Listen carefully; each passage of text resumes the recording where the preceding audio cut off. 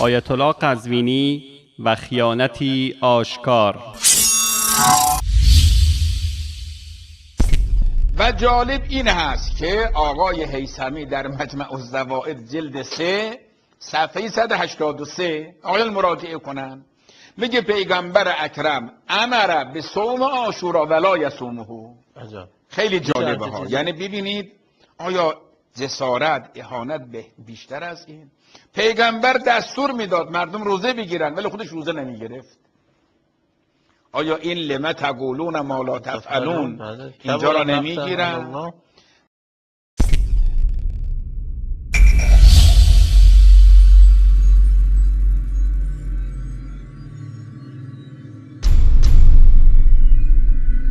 بینندگان عزیز، جناب آیت الله قزوینی چنان که عادت همیشگی ایشان هست، باری دیگر متوسل به تدلیس و دروغ پردازی و خیانت شده و سخن امام هیثمی را قیچی کرده است.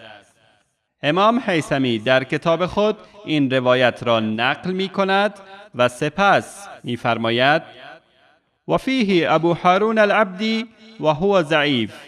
در این روایت شخصی به نام ابو هارون عبدی وجود دارد که ضعیف است، یعنی روایتش قابل قبول نیست. اما متاسفانه جناب آیت الله با کمال بیشرمی روایت را به هیثمی نسبت می دهد، ولی نظر ایشان را در مورد روایت ذکر نمی کند.